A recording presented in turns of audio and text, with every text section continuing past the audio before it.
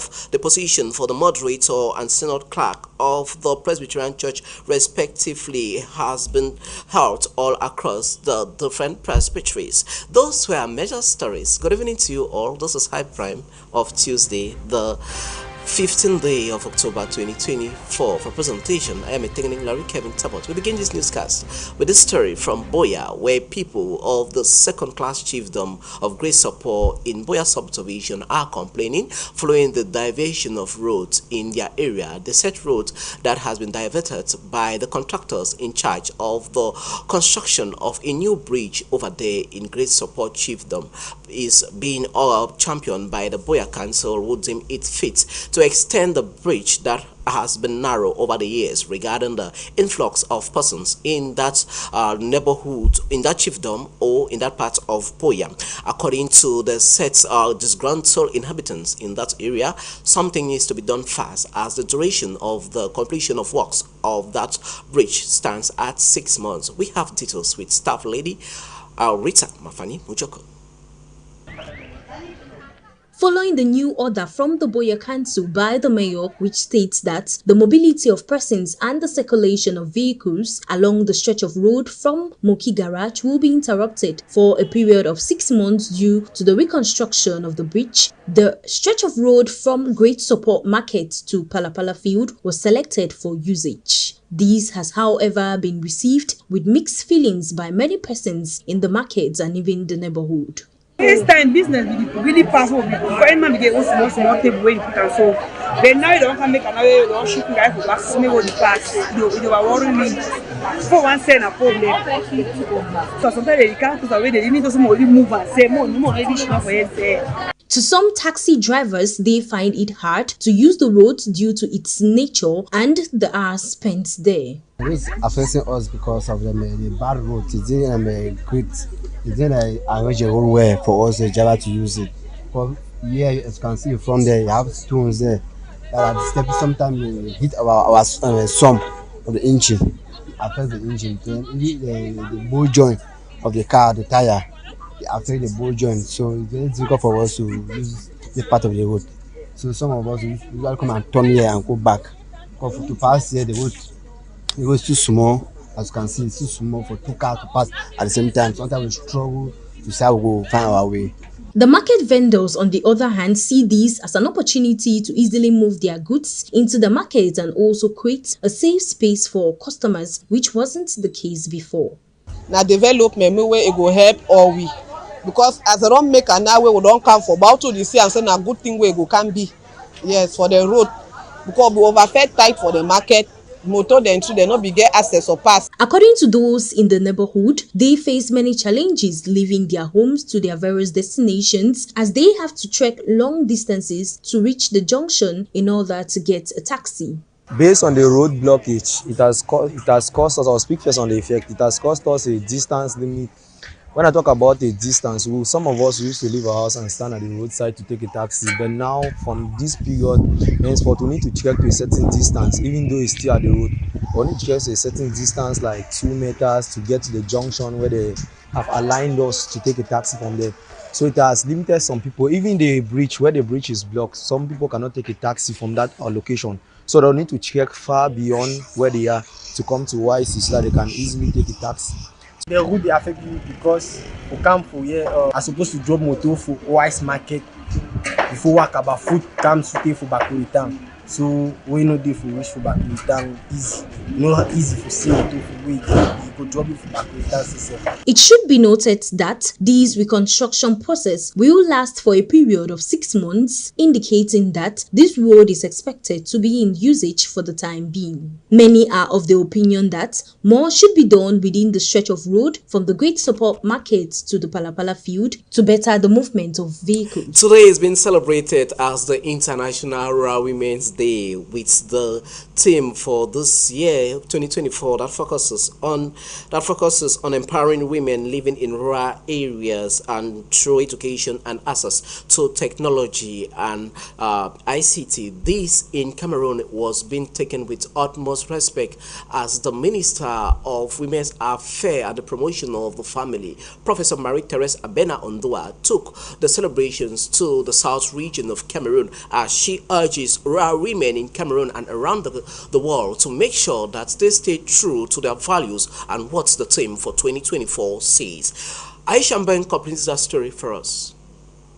Rural women are vital around the world as they provide food sources for their communities, build into environmental protection through climate resistance, and grow their local economy. However, in certain places there are gender inequalities, including social norms and discriminatory laws that mean the full potential of rural women is restricted and minimized. Under the theme, empowering women living in rural areas through education and access to technology, bridging the gap for inclusive and sustainable agri-food systems in Africa is this year's theme. International Day of Rural Women is here to shine a light on the critical role these women play and raise the standards of the way these women are treated in every corner of the globe. The inaugural celebration of International Day of Rural Women was established through the wall of the United Nations General Assembly in 2008. The purpose of setting aside this day is to acknowledge the vital impact that rural women make on the world. According to the UN, each year this day offers a fresh opportunity to commit to different ways of organizing the world by building on the feminist plan and allowing rural women to benefit equally from their hard work of providing food for all.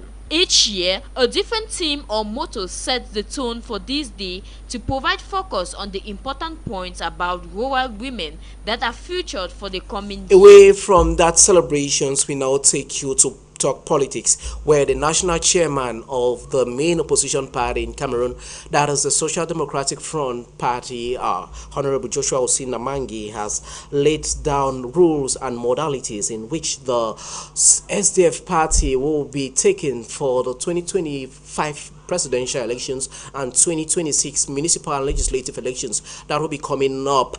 This was in an enlarged meeting that held over there at the party secretariat in Yaoundé at the Elizwa neighborhood, where he explained this to the members of the executive committee NEC of the SDF meeting, alongside some journalists who were there for that set session. More on that story in the following report. The national chairman of the major opposition political party in Cameroon, the Social Democratic Front, alongside the National Executive Committee members, NEC, meeting over the weekend in Yaoundé to encounter this political reawakening session in the country and how the party can better off her tactics to get good results in next year's presidential elections and subsequent elections in the country.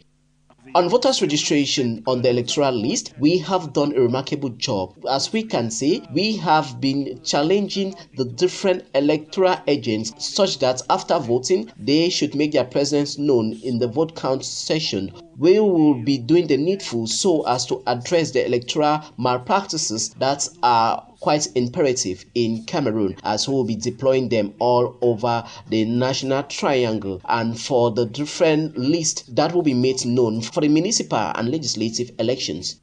Nous allons continuer à recruter. We will be making available all those that will be participating for the municipal and legislative elections come 2026. On the question on possible coalition with other political parties, Honorable Joshua Osei, on his part, was careful to avoid working with those that disguise as opposition party but works in the interest for Paul Biya. C'est le système au Cameroun. It is a system in the country that is quite sickening. Replacing Mr. Biya with his clone is unacceptable. We are not in search of a provisional someone. We want a political program whereby a majority of Cameroonians can admire and adhere. To him, the party's priority is to defend and set the procedure for a political program so as to separate facts from fiction.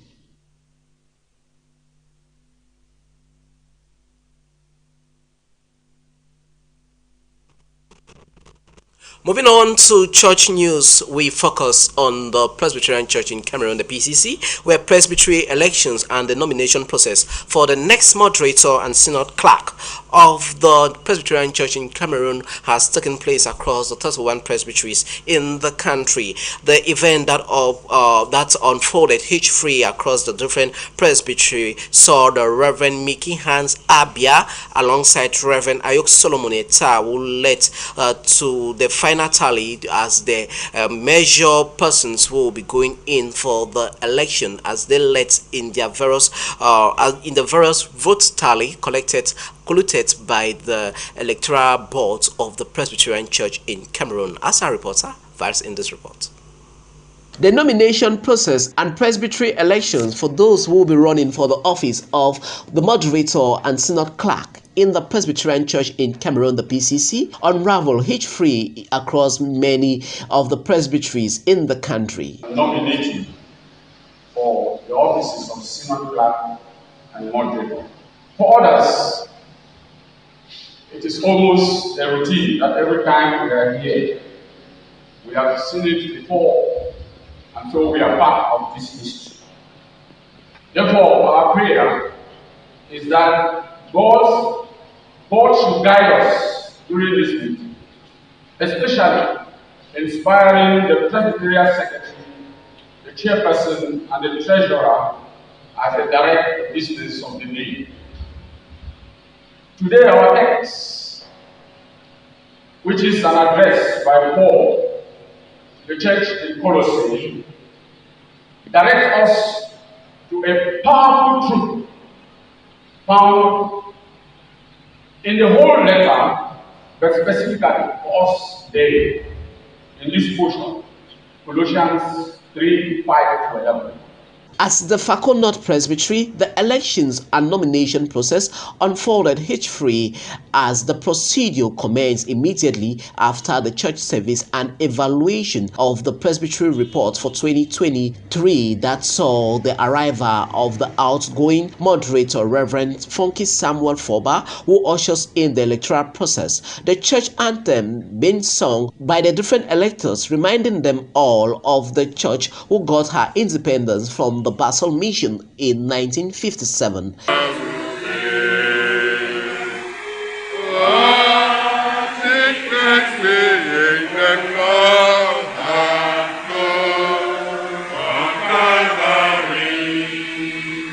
The 36 electors who are ordained pastors of the church conducted the nomination process for the moderator and synod clerk position as all watched in amazement.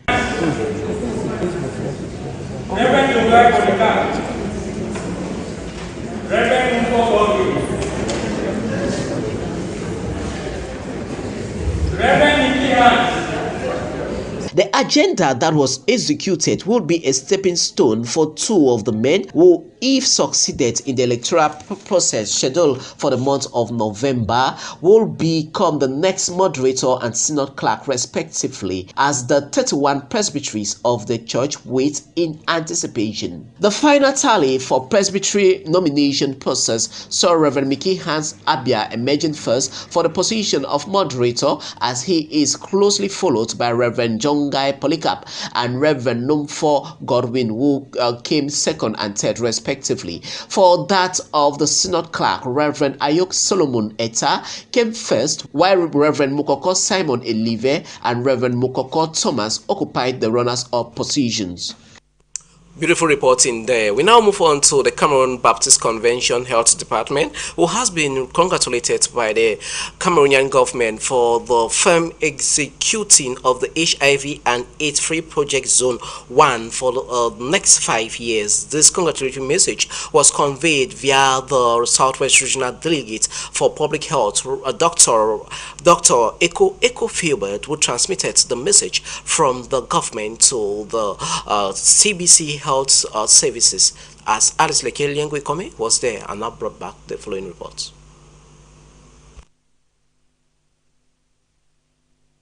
The 5 years project awarded by the Center for Disease Control and Prevention to the Cameroon Baptist Convention Health Board to expand access to comprehensive and high-quality and sustainable HIV/AIDS and tuberculosis prevention care and treatment services. The HIV-Free Project Zone 1, following the different presentations, did realize a significant progress. This was done during the close-out and launching ceremony of the next project. Is the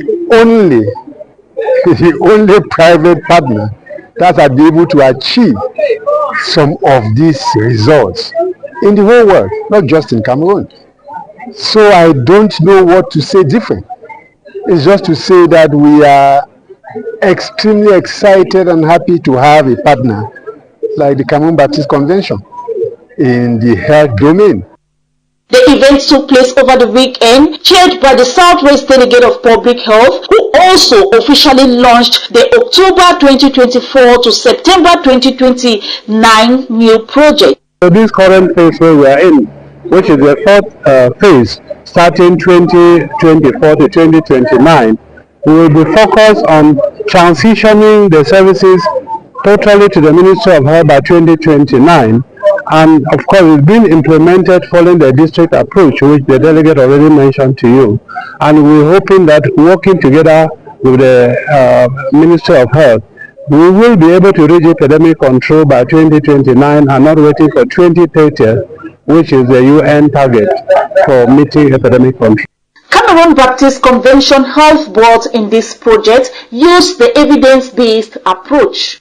The UNAIDS 95 treatment objectives, it is the objectives that we adopted to serve, guide various countries in the world and direct the fight against HIV. So by 95, they refer to the fact that in each country at least 95% of people living with HIV are supposed to know they have HIV. 95% of those who know they have HIV are supposed to be on treatment, at least 95%. And the third 95, at least 95% of those on treatment are supposed to be to have suppressed viral loads. So that those are the 395, simply put. And in the context of the project that we implemented from 2019 to 2024, we actually set out the Southwest region to, as concerns the first 95, actually identify well over 35,000 people living with HIV. Those were the targets. The collaboration that they have with the government is pushing us in high gear, and we are certain with the engagement that they also have in implementing this new phase that will have to achieve the objective of the project. Just as the CBC Health Board has been able to produce results and certificates awarded, it is hoped that this new project will even bear more fruits and the 395 will be made.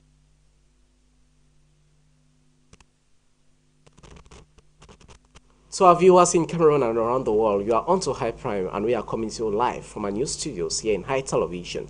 We now move on to the celebration of the International Hand Washing Day that is observed every 15th of October of each year. The day that was set aside by the World Health Organization stands as a moment to give personal hygiene relevance, as it is a way of mitigating the multiplicity of diseases one can contract if hands are not being washed. And with the advent of the coronavirus and other health hazards, the World Health Organization thereby calls on every citizen in the world to make sure they indulge in the act of constant hand washing. Our lady on that story is Sharon Kogo. Global Hand Washing Day has been set for the 15th of October to remind us that washing our hands helps fight against germs and diseases such as flu, diarrhea, and more. However, even with all the buzz about its importance, a shocking 18% of the world's population find themselves at a sink with no soap. That is why Global Hand Washing Day is a movement encouraging everyone to ensure clean hands are within the reach for all. By promoting hand washing with soap, especially key moments like before eating or after using the loom, helps protect us from sneaky attacks of germs. That is, through global teamwork, creativity, and some elbow grease. The effort in promoting hand hygiene let us all roll up our sleeves and spread the word, not the germs. Let us make every day a hand-washing day, just like they say, clean hands saves lives.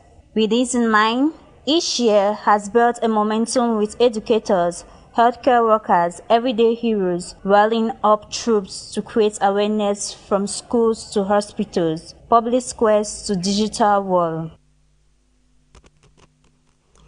Moving on to cyber criminality, where cyber criminality accounts for the whopping sum of billions of US dollars that has been lost each year, according to cyber experts who are crying foul, as many of those persons who carry out cyber criminality are from less developed countries. According to this revelation, it is quite tantamount for the slow space of the technological space on information technology, to be precise. But something needs to be done, and done quite appropriately by the respective governments in place, so as to mitigate the phenomenon of cyber criminality. Aisha Mbeng once more.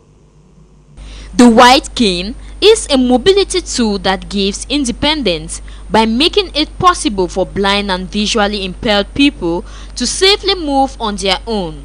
In addition to allowing people with vision impairment to move around safely, a white cane, sometimes with a red tip or marking, is an addition for those nearby that the person may need some extra space and appropriate care.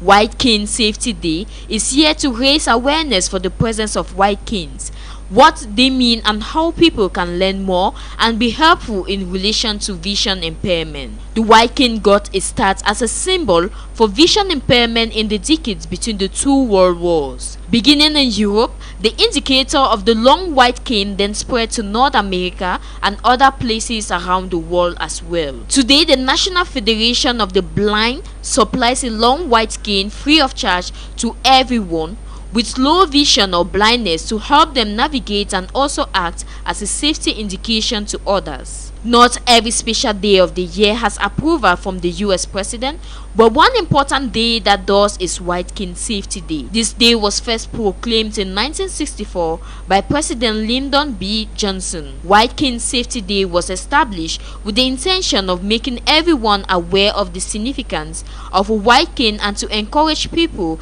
especially motorists, to take extra care when they see someone with a white cane. It has therefore also become a day on which the achievements of the blind and visually impaired are celebrated and offers a chance to educate and raise awareness of the blind and visually impaired.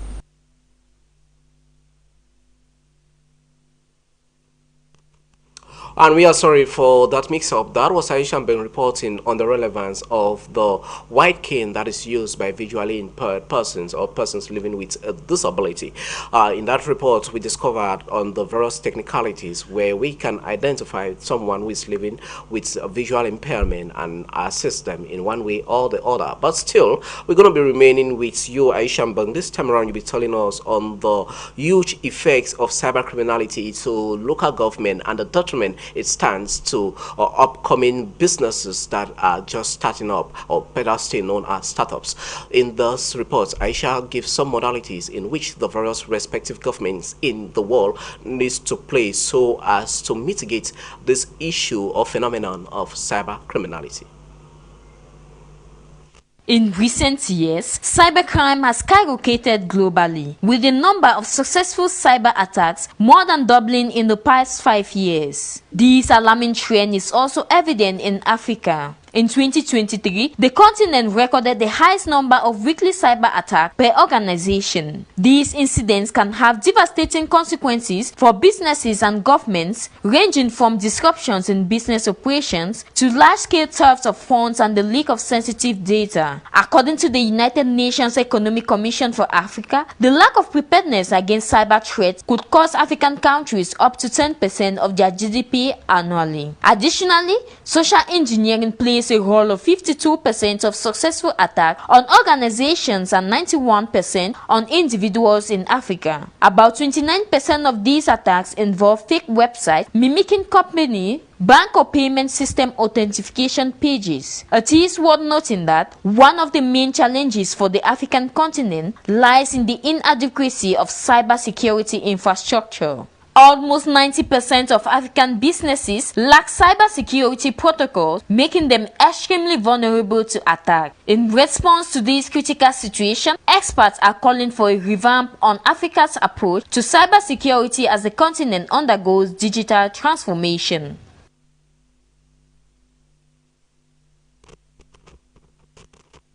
Cameroon joined the world today to celebrate the International Pregnancy and Infant Lost Remembrance Day. This set aside still by the World Health Organization so as to give a special touch to babies that died beyond them getting to the maximum age. These people in Cameroon and around the world are encouraged to carried on with the blue ribbon as a sign to pay their respect to the lives of babies who suffer from maternal mortality. Shireen Kongo reports. The joy that comes with pregnancy also carries at times horrifying experiences, which has brought about the International Pregnancy and Infant Lost Remembrance Day. This day brings an opportunity for parents and family members to grieve their loss. The event, which started in 2001 in US, has involved other countries over time, like the United Kingdom, Canada, and more, which in turn has brought up different organizations to support the wave of this movement around the world. With this, the Waves of Life organization was created in 2003 and has been observing these days by lighting candles for the souls of these babies. In remembrance of this day, people wear pink and blue ribbons as a sign to pay their respect and love. What makes the International Pregnancy and Infant Lost Remembrance Day fascinating is the fact parents or families whom have lost their loved ones get to grieve in a special way together with persons across the world, which tends to be a hearty way of healing. And with that report from Shireen Kongo, this is where we draw the curtains for High Prime for Tuesday, the 15th day of October 2024. Thanks for watching and good night from our news studios.